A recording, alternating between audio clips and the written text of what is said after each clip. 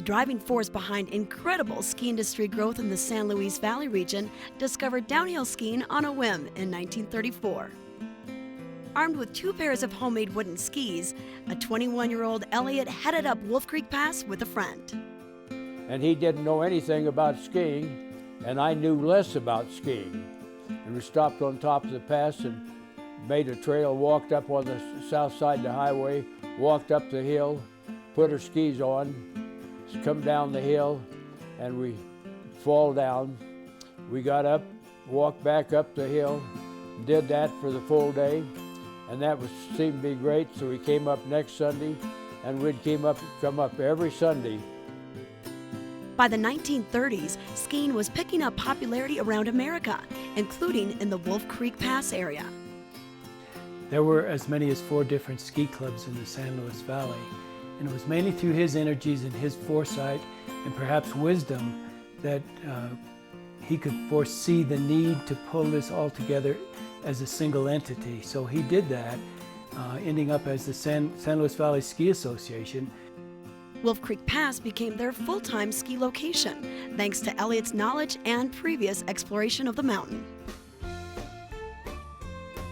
From 1936 to 1944, Elliot was the major influence behind an incredible growth and interest in skiing in the San Luis Valley region. During this time, he worked tirelessly, constructing shelter facilities, installing rope tows, and establishing and training a local ski patrol. Not to mention serving as the coordinator for the early operations of the Wolf Creek ski area. On that first ski tow, the charge was 50 cents. 50 cents. A little expensive, but some way or another we would arrange to, all of us, kick in our 50 cents to buy the gas to run the rope tow. I was talking to my dad once about the tows, and there's, I don't know, 4 or 5 different tows they'd built over the time, and he was trying to explain that, well, they'd build it and then they would extend it, and then they'd take parts of one and incorporate it into the other. And they were building it out of, like they said, the materials they could find. Somebody donated them a rope. It was a 4-strand rope, and they'd never seen a 4-strand rope, so they didn't know how to splice it. Well, Charles found a sailor in the San Luis Valley to teach him how to splice a rope. So he spliced the rope, they started the engine up, and immediately 20 people grabbed a hold of the rope and blew a piston in the engine. He was very active in creating the ski patrol at Wolf Creek. And this was in the days when the National Ski Patrol was just getting organized. And then the war came along, and Wolf Creek shut down for 4, 5, 6 years or whatever it was. And when Charles came back, he started the same ski patrol in the same location a second time. And as far as I know, he's the only man that's ever accomplished that. In 1950, Charles was selected by the National Ski Patrol to assist with the FIS World Ski Championships in Aspen.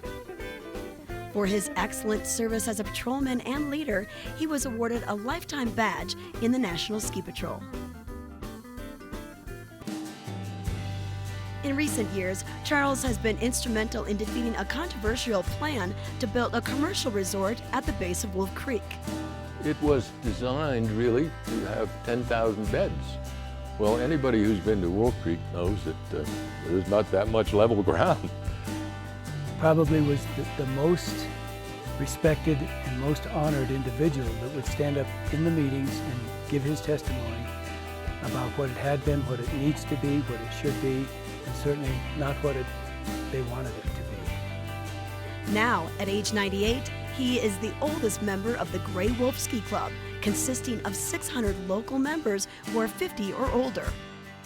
2 or 3 years ago, I was coming down one of the trails here at Wolf Creek, and I encountered Charles and his son Vern. I chatted with him for a minute, and Charles took off, which is characteristic. And I said to Vern, "That guy is really skiing well." And he said, "Yes, he skis better every year." And if that isn't an inspiration, I don't know what is. Over 75 years after discovering downhill skiing, Charles Elliot continues to enjoy and promote the sport in Wolf Creek ski area. He's always been contributing in one form or another, and largely his energy, his selflessness, and his concern for other people, I think, is his greatest contribution here. Charles, I want to thank you from the bottom of my heart, from my family and everybody in the San Luis Valley here at Wolf Creek. You know, we all love you with our hearts. I can't think of anybody that is more deserving. And you have my congratulations, and I want to thank you for everything that you've done for Wolf Creek and the people that ski at Wolf Creek.